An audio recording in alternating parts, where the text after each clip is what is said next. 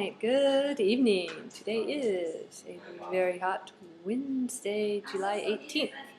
This is Jessica for Group Talk, and today we talked about saving power. In this case, saving power means saving electricity, so not using so much, which of course for summertime in Japan is very important right now. So we talked about some different steps. First, we talked about protests. This week on Monday there was a big protest against using nuclear power.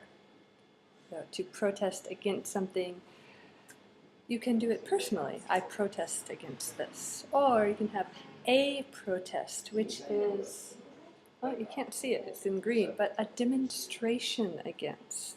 So that means a group of people, they are all protesting together.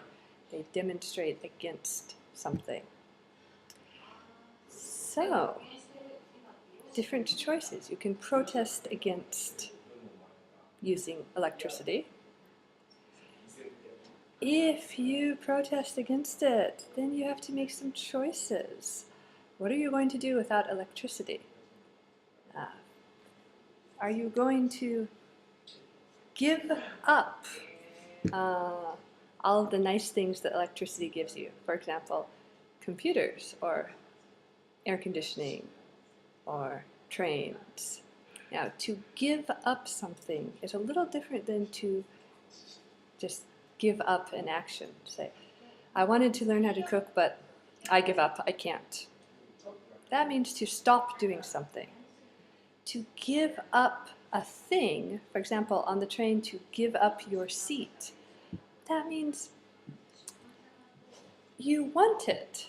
I want my seat, I want to sit down, but you choose to give up your object. Say, oh, the old man needs it more, so I will give up my seat. So it means, yeah, you want it, but with an effort, you say, never mind, I don't need it. So we might have to give up some electricity. Now, one word that's similar to give up, one phrase, is to give in to something. This is different.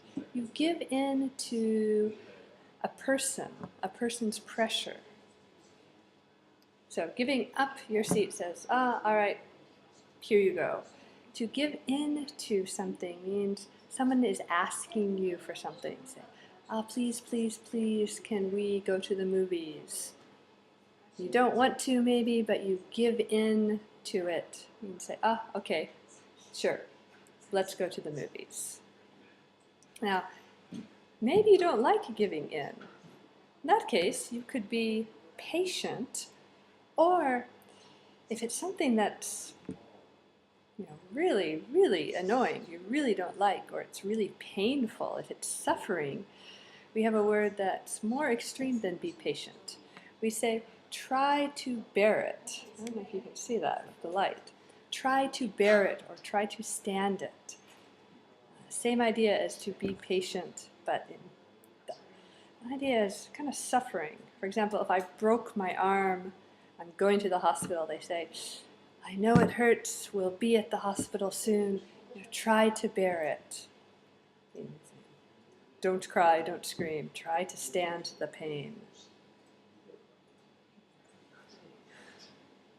Right. So I hope that things don't get extreme enough that we have to really bear a lot of problems. But sometimes the good things that you get for giving up stuff is more important. So we'll see how giving up some electricity works out. And until then, see you next time. Good night.